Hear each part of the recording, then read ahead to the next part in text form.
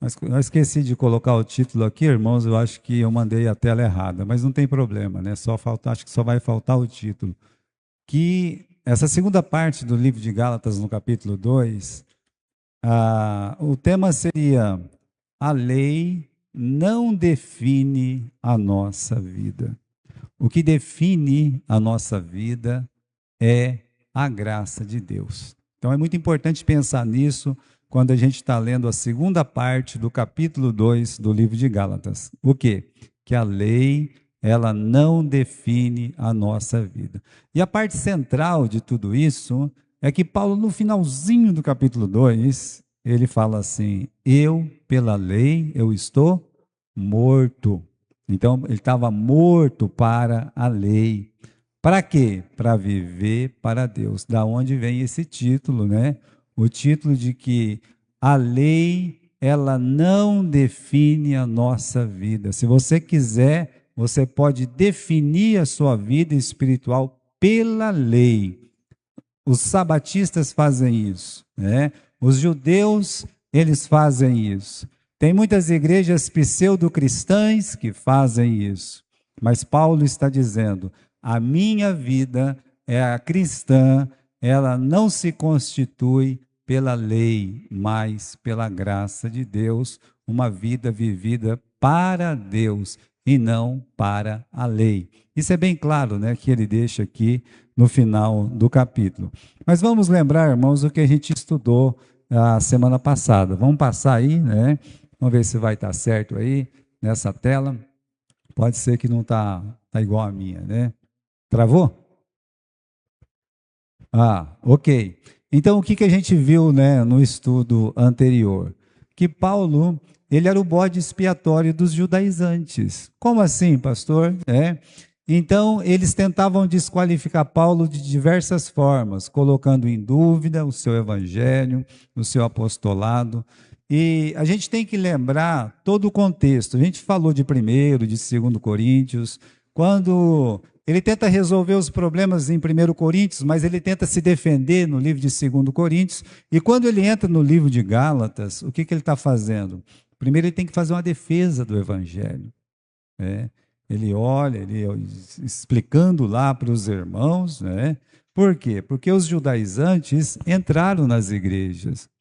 Então, eles não foram lá para organizar a igreja, eles não foram lá para começar um trabalho, eles não foram lá para evangelizar as almas perdidas, eles desceram de Jerusalém, no capítulo 15, e eles fizeram o quê? Eles fizeram uma invasão.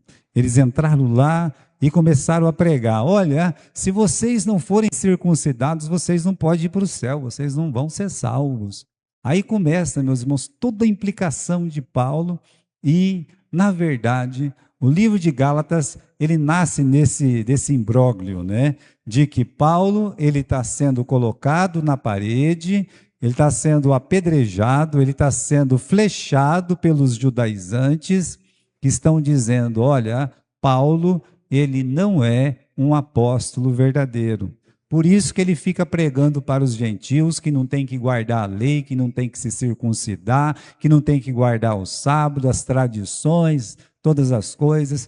Então, irmãos, ele colocava isso, né? Colocava em dúvida o evangelho e principalmente o apostolado de Paulo. Primeiro, que ele não é apóstolo.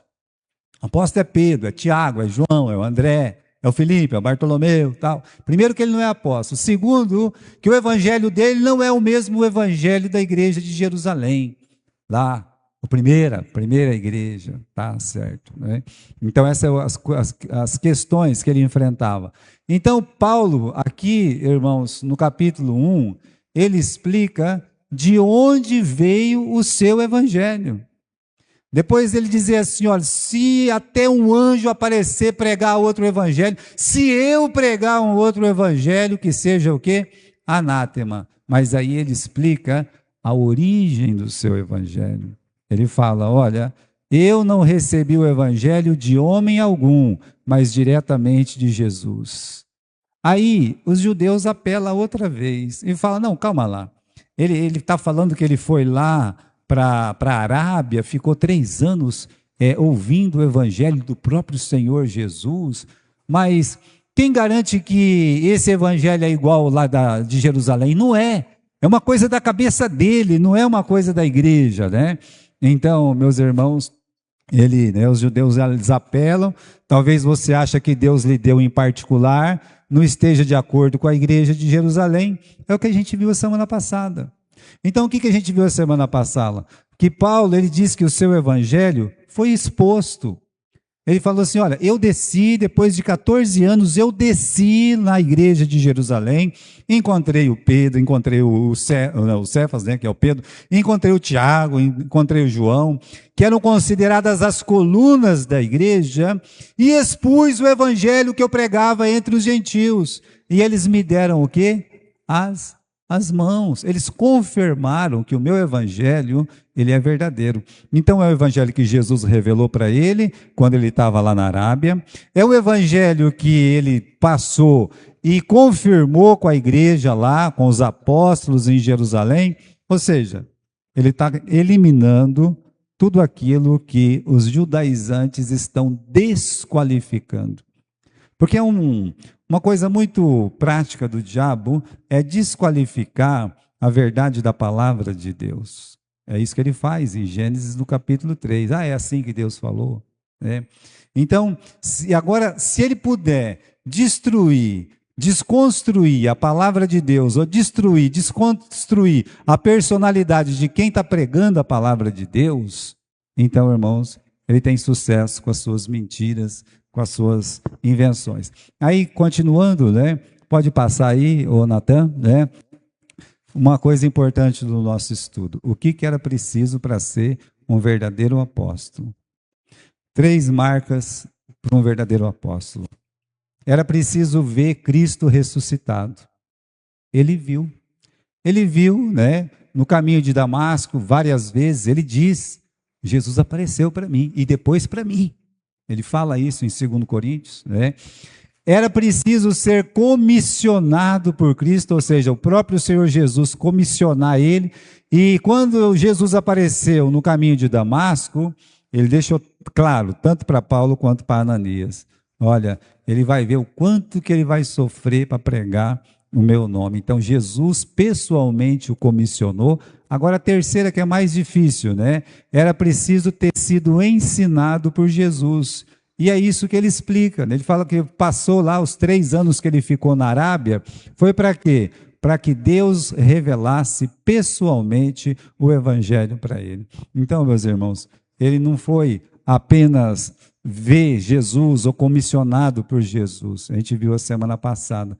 Deus pegou o Paulo, levou ele lá para os nabateus, que hoje nós conhecemos como Arábia, e pessoalmente ele recebeu de Jesus, ali entre ele e Jesus, recebeu todo o evangelho.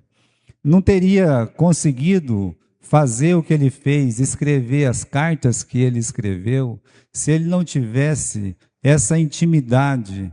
E lembra, os apóstolos ficaram no seminário com Jesus 3 anos. Lembrado disso. Então, Paulo também ficou num seminário com Jesus por 3 anos, aprendendo pessoalmente com o Senhor Jesus. Agora, nós vimos na semana passada também esses 2 pontos de tensão entre a graça e a lei no testemunho de Paulo. Então, vamos pensar assim. O que os judaizantes diziam? Que a salvação é pelas obras. Eles diziam, se vocês não circuncidar como os de Moisés, não pode ser salvo. Então, isso aqui, irmãos, é a lei, isso é o evangelho que os judaizantes pregavam. O evangelho do apóstolo Paulo é o evangelho da graça, que é o de Deus, que é a verdade. Pela graça sois salvos. Então aqui, teve 2 momentos de tensão que o apóstolo Paulo menciona no capítulo 1 e no capítulo 2. A gente viu um no começo da lição a semana passada e o outro no final da lição. Qual que é o do início? Que ele fala o seguinte, depois de 14 anos que eu subi lá para Jerusalém, né, ele expus o evangelho que eu pregava entre os gentios, para que de alguma forma eu não corresse ou tivesse corrido em vão. Aí ele dá um detalhe. Aqui no capítulo 2, qual que é o detalhe no versículo 3? Ele diz o quê? Nem ainda Tito, que era judeu, foi obrigado a se circuncidar. Então, Paulo pega um gentil e vai com Barnabé até Jerusalém, entra no coração da fé judaizante, onde todas as pessoas ali praticamente eram circuncidadas, guardavam a lei, guardavam o sábado e tal. Ele entrou nessa igreja. Ele é judeu, circuncidado ao 8º dia. Barnabé é um judeu circuncidado ao 8º dia. Só que quem entrou com eles dentro da igreja, ali naquele momento, naquela conferência, é um homem chamado Tito, um discípulo do apóstolo Paulo. E Paulo está dizendo assim, sendo grego, ele não, aqui versículo 3, né? Sendo grego, ele não foi constrangido a circuncidar. Ninguém chegou, ninguém teve coragem, nem Pedro, nem Tiago, nem João, ninguém teve coragem de olhar para ele e dizer assim, você precisa se circuncidar, senão você está no inferno. Era para Pedro ter falado, era para João ter falado, mas olha, ninguém falou. Por que ninguém falou? Porque receberia uma resposta muito dura do apóstolo Paulo. Na verdade, naquele dia, quando Tito estava presente, sem ser circuncidado, foi o dia em que Pedro disse, pela graça, sabemos que somos salvos pela graça, assim como eles. Então, a salvação pela graça ficou clara ali. Ele não disse, olha Tito, você precisa se circuncidar. Não, então esse momento de tensão passou. Só que no final do capítulo 2, aqui no nosso estudo, no versículo 12, dá uma olhadinha lá, né? Diz assim, versículo 11, chegando Pedro a Antioquia, eu lhe resisti na cara porque era repreensível, porque antes que alguns tivessem chegado da parte de Tiago, comia com os gentios, mas depois que chegaram, foi se retirando e se apartou deles, temendo os que eram da circuncisão. E os outros judeus também dissimularam com ele, de maneira que até Barnabé se deixou se levar pela sua hipocrisia. Olha só, então ele está dizendo assim, houve um outro momento de tensão, mas não foi em Jerusalém, é o contrário. Primeiro, um não-judeu, um gentil, é colocado dentro da igreja de Jerusalém. Ninguém apertou ele para ser circuncidado. Agora é o contrário. Aqui nós temos o apóstolo Pedro dentro de uma igreja de gentil. E o que acontece? Ele estava comendo com eles, estava lá tomando ceia com eles, ele estava lá visitando a casa dos gentios, lembra lá na casa do Cornélio. Não é permitido um judeu como eu entrar nessa casa aqui, comer com vocês. É o que ele pensava antes. Porque ele disse, mas Deus mostrou para mim não fazer impuro aquilo que ele purificou. Então, irmãos, parece o quê? Que aquela fase de legalista do apóstolo Pedro tinha passado. Deus ensinou para ele que um gentil era salvo, que ele podia ser salvo. Não era só judeu que recebia salvação, gentil também. E o próprio Pedro disse que não era bom colocar nas costas dos gentios aquele fardo, aquele cargo que nem ele nem os pais dele aguentavam carregar. Então ele está na igreja dos gentios, ele está vivendo como os gentios.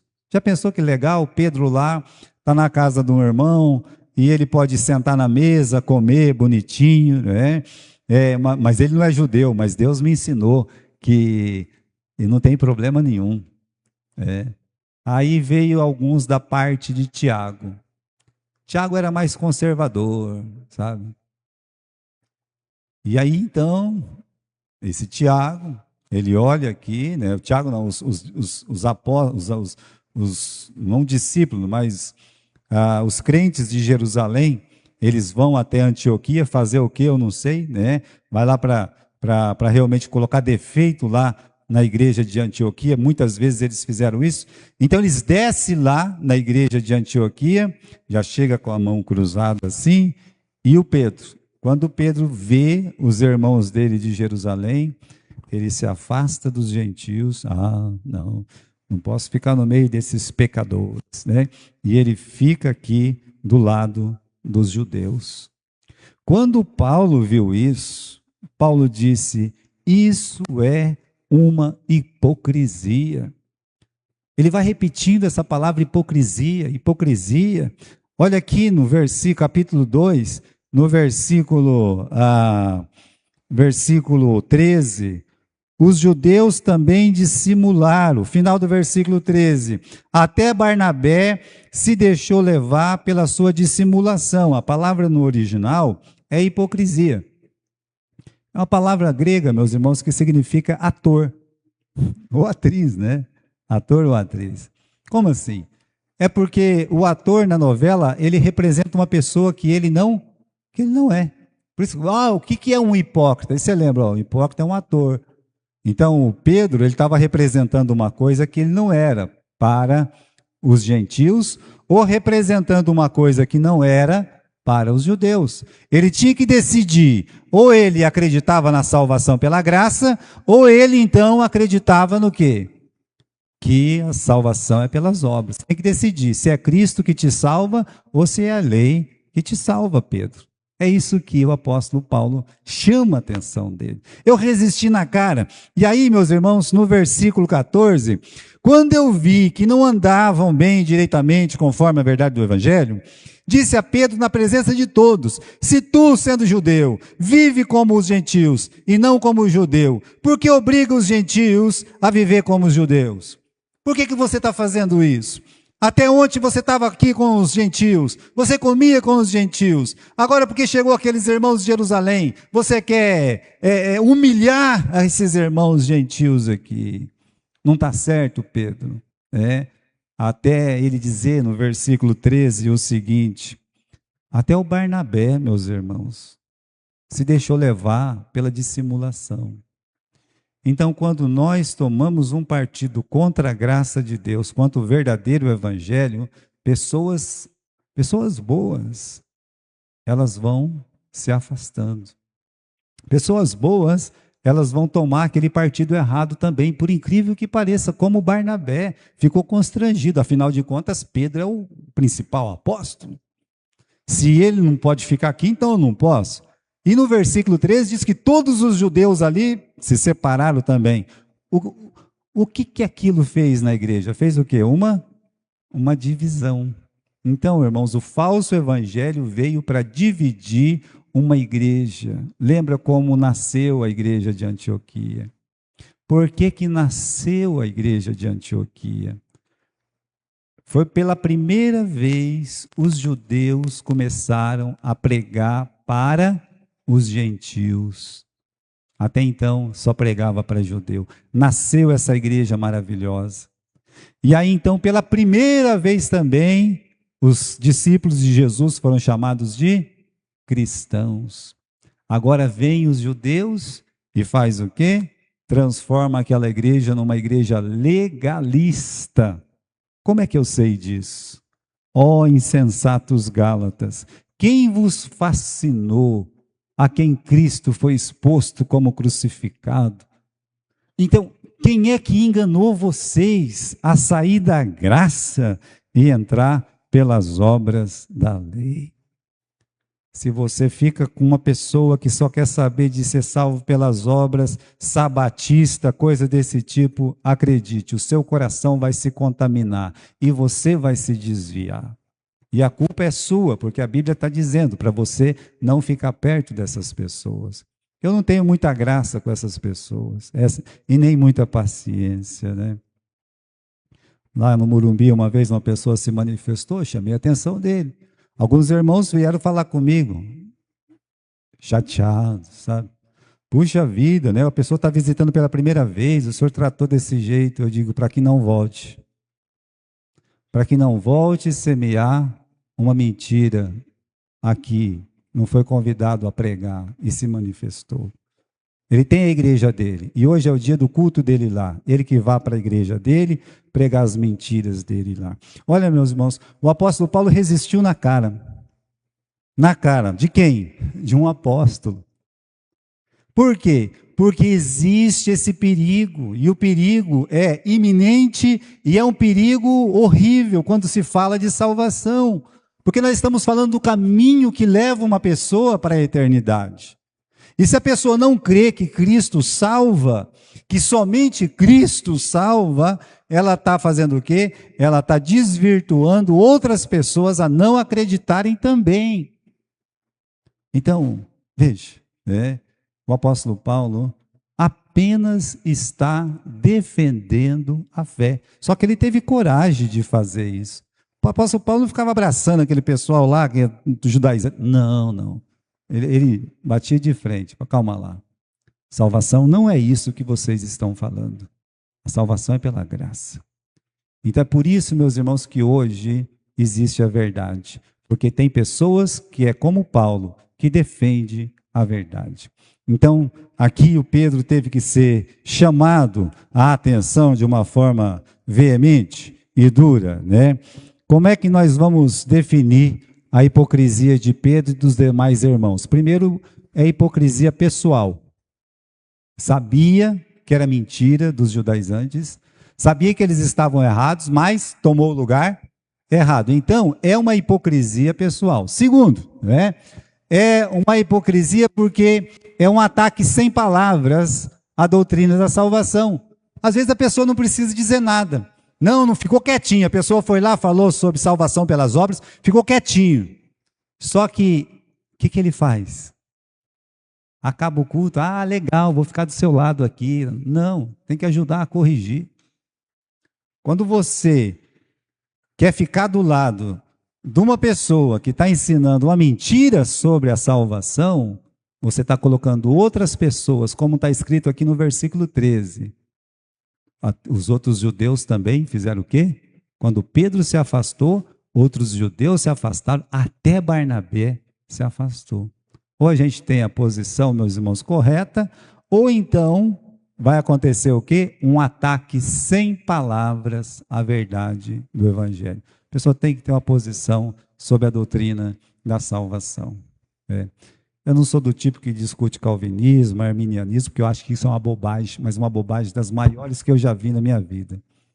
Até discutiria isso com qualquer outra pessoa, que pudesse entender mesmo, mas com esse pessoal eu não perco meu tempo com isso, jamais, Por isso, ainda consegui o respeito de grandes calvinistas por dizer para eles, olha, eu estou aqui para ajudar no seminário, para fazer alguma coisa, se eu puder. Agora, esse negócio que vocês chamam aí de 5 pontos do calvinismo, me tira fora disso, porque eu não vou perder tempo com essas bobagens, porque para mim é uma grande bobagem. Agora, meus irmãos, uma coisa é você não perder tempo com 5 pontos do calvinismo. Outra coisa é você abrir a mão para a salvação pelas obras. É o que tem hoje. É o que as pessoas ensinam hoje. Então, ou Cristo ele é suficiente, ou ele não é suficiente. Então, para Paulo, Cristo era suficiente. E se alguém dissesse que não, ele ia bater de frente com aquela pessoa, fosse quem fosse, ele ia bater de frente. Agora, sobre essa correção de Paulo, tem uma palavra que ele usa aqui, tá? Veja só. Qual que é a palavra que ele usa no versículo 13 2 vezes? Aqui na minha tradução, vamos lá no versículo 13, está escrito dissimulavam e no final do versículo 13, dissimulação. Eu já falei para vocês, é hipocrisia no original. Um ator, correto? Aí, então, meus irmãos, e Paulo usa outra palavra para definir a forma com que ele via a hipocrisia. Então eu vou ler aqui para vocês no versículo 14, que diz assim: quando eu vi que não andavam bem e direitamente, conforme a verdade do Evangelho. Vou repetir. Quando eu vi que não andavam bem e direitamente, conforme a verdade do Evangelho. Que palavra que é essa aí?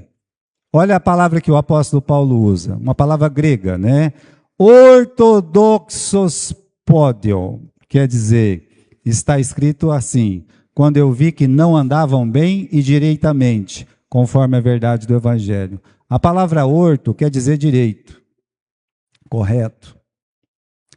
Por isso tem ortografia, grafia quer dizer escrever, escrever direito, escrever corretamente. Quando você vê essa palavra orto, então quer dizer direito, correto. Aí tem uma outra palavra junto, doxo. Doxo é doutrina. Eu sou ortodoxo. Ortodoxo quer dizer que eu tenho a doutrina direita, correto, não é? Ok.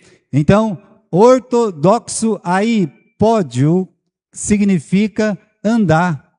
Da onde vem ortopedista, por exemplo. Então, você olha aqui, meus irmãos, Paulo está dizendo, eles não estavam em linha reta quanto à verdade do Evangelho.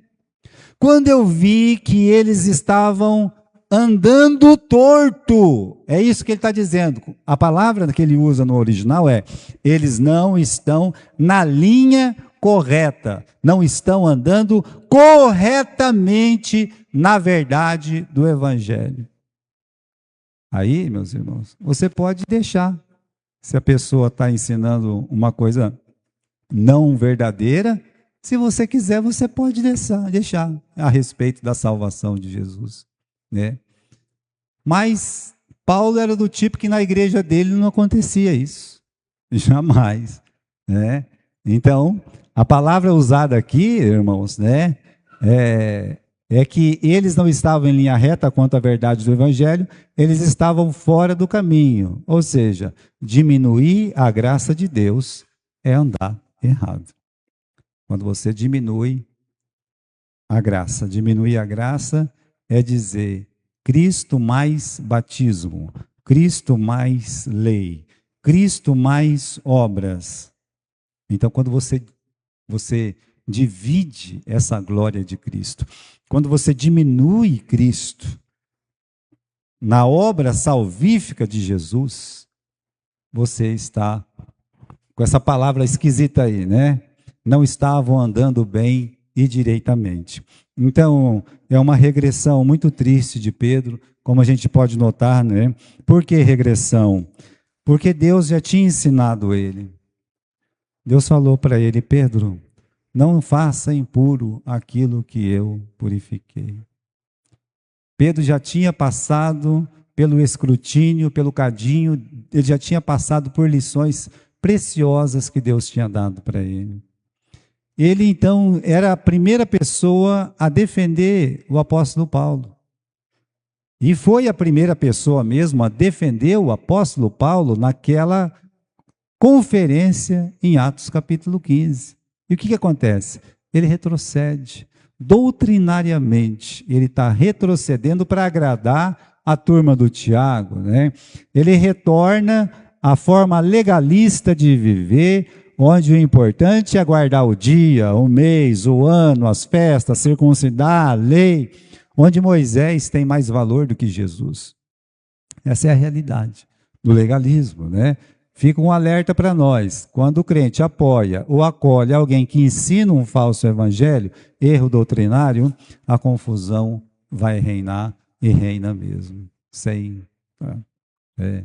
Então, irmãos, se você está ali, faz parte de alguma coisa que ensina um falso evangelho, você está andando na linha errada. Mas se você está lá na verdade, fique ali como Paulo ficou e se fortaleça em Cristo Jesus, que é o que devemos fazer.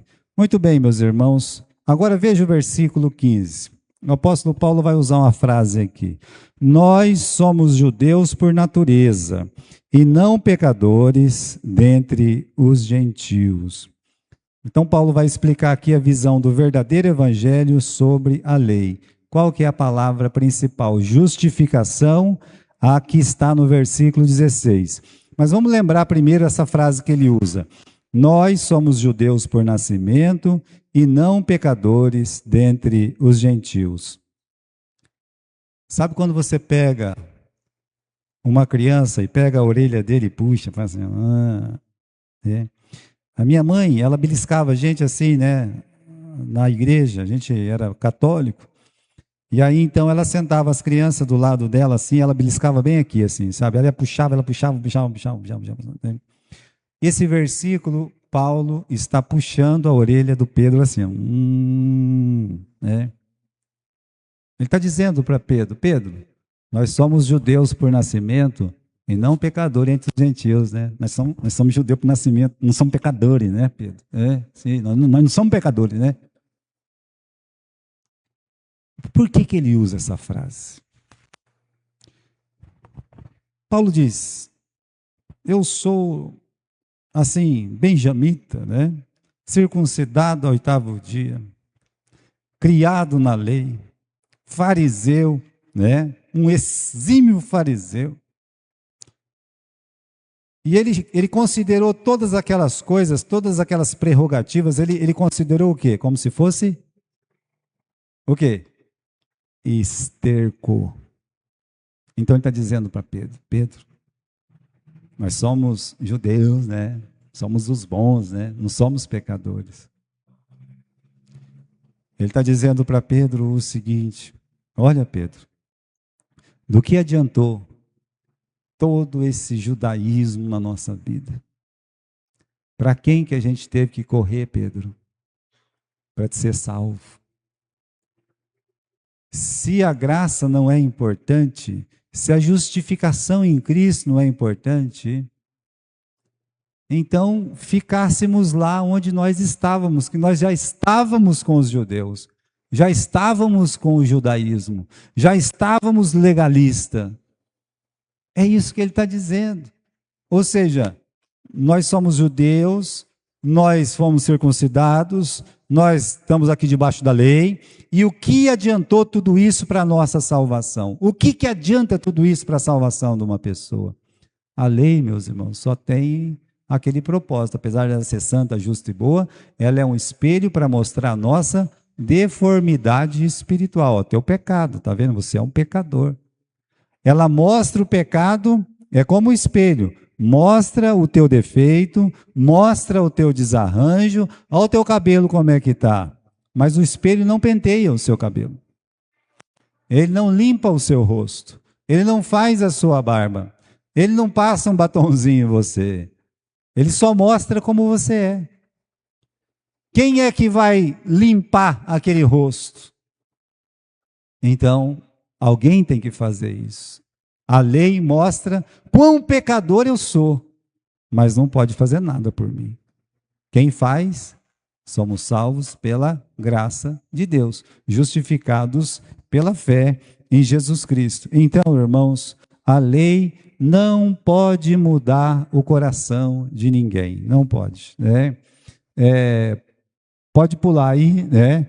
Aqui você vai ver isso, tá? Vai lá. Tá travado aí? Ei, trava, né? Trava mesmo, né? Não tem problema. Então a lei, ela não pode mudar o coração, só Cristo pode fazer isso. Tem algumas frases que Jesus usou, né, lá no Sermão da Montanha. Ele diz o seguinte: vocês não matam ninguém, mas vocês fazem o quê? Odeiam as pessoas. Vocês matam, sim, né? Ele fala mais, né? Ele diz: portanto, no coração de vocês, vocês são assassinos. Vocês não cometem adultério, mas cobiçam. Portanto, no coração, vocês são impuros, adúlteros. Então, a lei, meus irmãos, mostra quem nós somos de fato. Ó, quem que você é? Tá? Você é uma pessoa pecadora. Mostra quem o homem é, só que é o seguinte. Depois fala, está condenado. Nossa, eu estou feio, hein? Não lavei o rosto hoje, não pentei o cabelo. Pois é, você está feio, você está sujo, está horrível, né? Ainda bem que eu olhei nesse espelho, agora eu vou ficar bonito. Não, né? Não vai ficar bonito. Precisa fazer alguma coisa. Então, novamente surge a pergunta de Bildade. Em Jó capítulo 25, ele faz uma pergunta maravilhosa. Como pode o homem ser justo diante de Deus? Como um pecador condenado pode ser declarado justo? É o que ele está perguntando. Como é que uma pessoa perdida, condenada, pode ser declarada justa por Deus? Como pode isso? Ele não tem essa resposta. Deus tem essa resposta. A resposta é dita por Paulo. Paulo diz o quê? Pela fé em Cristo, somente pela fé e não pelas obras. Então a pergunta que foi feita 3.000 anos atrás é por Bildade, 3.000 anos depois é respondida pelo apóstolo Paulo. Como é que um homem pode ser justo diante de Deus? Paulo responde, pela graça sois salvos. É Cristo. Cristo, ele pode tirar todas as manchas. E aí, meus irmãos, vamos ler o versículo 16. Sabendo que o homem não é justificado pelas obras da lei. O que é ser justificado? É ser declarado justo. O que é justificação? É Deus olhar para você e dizer, você é justo, mas eu não sou Deus. Oh, meu Deus querido, eu sei que eu não sou. Você foi declarado justo. Pronto. Justificação é isso. É Deus nos declarando justos. Continuando aqui, no versículo 16, sabendo que o homem não é justificado pelas obras da lei, mas pela fé em Cristo Jesus. Como é que uma pessoa é justificada? Eu já disse, né? Uma vez eu estava lá, vou contar de novo isso, eu estava lá em Pompeia, e estava para começar o culto de quinta-feira, né? A gente fazia o culto lá, aí chegou uma pessoa, né, conhecida, parente de alguém que era da igreja, me abraçou, né, e falou bem baixinho para mim, pastor, hoje vai vir um homem muito justo, esse é um justo de verdade na sua igreja. Como eu sabia da ascendência sabatista dele, eu disse, eu acho que hoje está na hora de eu pregar um pouco sobre o livro de Gálatas. Mas quando a turma chegou, era uma turma de justos mesmo. Então, eles dizem que são justos. Eles falam, eu guardo a lei. Nós guardamos a lei. Ok, deixa para lá. Deixa eles na justiça própria deles. Ó Senhor, graças te dou porque não sou como os demais pecadores. Eu jejuo 3 vezes por semana, eu dou o dízimo de todas as coisas. Eu não mato, eu não roubo, eu não adultero, eu não sou como esses pecadores. Ó Senhor, é isso que eles estão dizendo. Aí me aparece um pobre coitado, levado à breca, todo, né, bate no peito, levanta a cabeça. Não consegue levantar a cabeça. Abaixa a cabeça. Ó Senhor, toma o meu lugar, porque eu sou um pecador. A tradução, ó Senhor, ser propício a mim, significa, ó Senhor, toma o meu lugar, porque eu sou um pecador. É o que o apóstolo Paulo está dizendo no versículo 16. O apóstolo Paulo está dizendo no versículo 6, sabendo que o homem não é justificado pelas obras da lei, mas pela fé em Jesus Cristo. Temos também crido em Jesus, para sermos justificados pela fé em Cristo e não pelas obras da lei. Porque pelas obras da lei, nenhuma carne será justificada. 3 vezes ele usa a palavra justificação. E ele diz, pelas obras da lei, nenhum homem ou nenhuma carne vai ser justificada. Eu coloco vocês 1 mês dentro de uma igreja sabatista, 1 mês, e você vai pensar que Jesus não é nada na sua vida e você é grande coisa porque você está dizendo agora que guarda a lei. É assim que funciona. Lavagem cerebral, como dos TJ, que negam a pessoa de Cristo. E milhões de pessoas acreditam. Não é diferente dos muçulmanos. Não vejo diferença. Porque nega a eficácia, nega a eficiência, nega a suficiência, a verdade de que só o Senhor Jesus Cristo salva.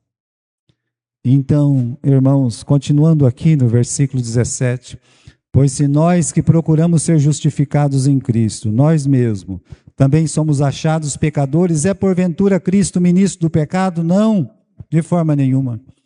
Porque se torna a edificar aquilo que destruí, constituo a mim mesmo transgressor. Porque eu pela lei, eu estou morto para a lei, para viver para Deus. Eu morri para a lei. Paulo está dizendo, eu morri para a lei. Quem disse isso? Paulo. Onde ele disse isso? Na Bíblia, na palavra de Deus. Eu morri para a lei. A lei não define a minha vida. Eu morri para a lei. A lei não o dominava mais, não o condenava mais, não viveria mais para defender a circuncisão, as cerimônias, os rituais, outras exigências. As pessoas que acreditam na salvação pela lei definem a sua vida pela lei e elas vivem para defender o legalismo. Paulo está dizendo, eu não vivo para defender essas coisas. Eu morri para isso. Você não vai me ver entrando nas igrejas falando para as pessoas se circuncidar, guardar o sábado. Não. Não vai me ver fazendo isso. Eu, pela lei, eu morri para a lei. É o que ele diz. A lei não define a minha vida espiritual. Agora, então ele vive numa anarquia existencial, né? Ou seja, já não tem lei. Não, calma. Ele escreve que a lei é santa, é justa, é perfeita, é boa. Tá? Calma. Ele morreu para a lei para viver para quem? Para Deus. Ele está dizendo isso no versículo. Dá uma olhada aqui no versículo 19. Eu, pela lei, estou morto para a lei para viver para quê? Para viver para Deus. Ele explica no versículo que segue, irmãos, a vida que agora vivo como homem na carne, a vida que eu vivo agora, ele está dizendo, eu não vivo para defender a lei, para pregar a lei. A vida que eu vivo agora, ele vive aonde? Ele vive pela fé do Filho de Deus. Eu vivo para servir a Deus. Eu vivo pela fé em Cristo Jesus. Eu vivo para pregar Cristo. Para mim o viver é Cristo, não era a lei. Essa é uma diferença substancial, meus irmãos, de uma igreja batista para uma igreja sabatista.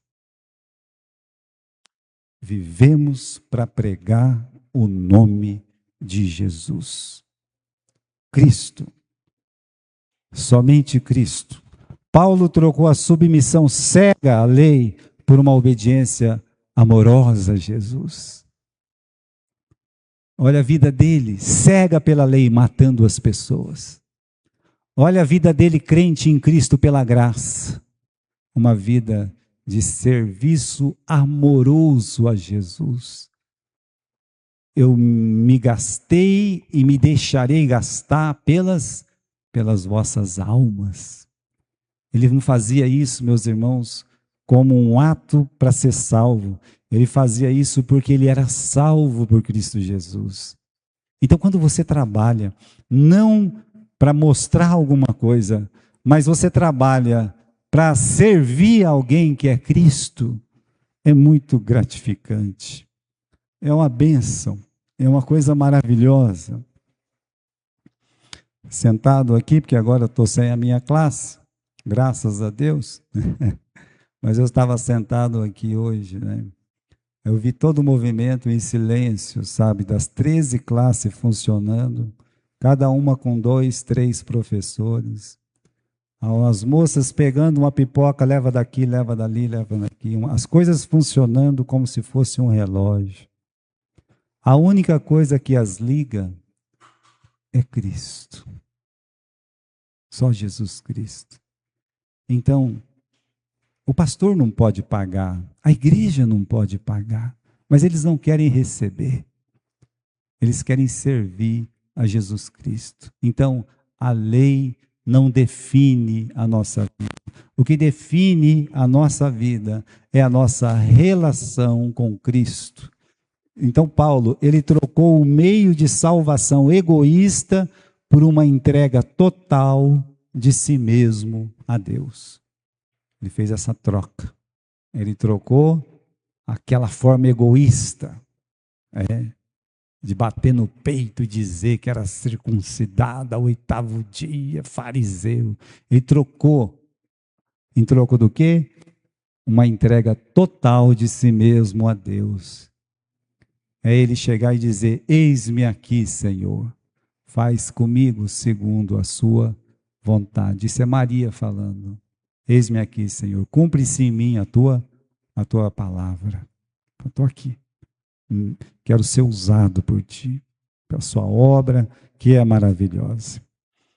Quero terminar dizendo no versículo 20: já estou crucificado com Cristo e vivo não mais eu, mas Cristo vive em mim. E a vida que vivo na carne, agora, vivo pela fé no Filho de Deus, o qual me amou e se entregou a si mesmo por mim. Eu não estou aniquilando a graça de Deus, porque a sua justiça provém da lei, segue-se que Cristo morreu em vão. Quer ser justificado pela lei, então por que Cristo morreu? Cristo morreu em vão. O que quer dizer, eu fui crucificado com Cristo? Não é uma figura de linguagem, é uma realidade da vida cristã. Quando Jesus morreu, eu morri, O velho homem morreu com Cristo na cruz. É a morte de paixões, de desejos, de hábitos, associações da vida do pecado, no egoísmo, na mundanidade. Ele está dizendo, eu morri, eu fui lá, crucifiquei meus pecados na cruz de Cristo. Vivo não eu, mas Cristo vive em mim. Então agora, ele está dizendo, a minha vida, ela é guiada pela vontade de Jesus, busca os fins de Jesus, respira o Espírito de Jesus e é vivida na comunhão pessoal com Jesus. A minha vida é dentro da vida de Jesus. Estou crucificado com Cristo, Seja pela morte e seja pela vida na sua ressurreição.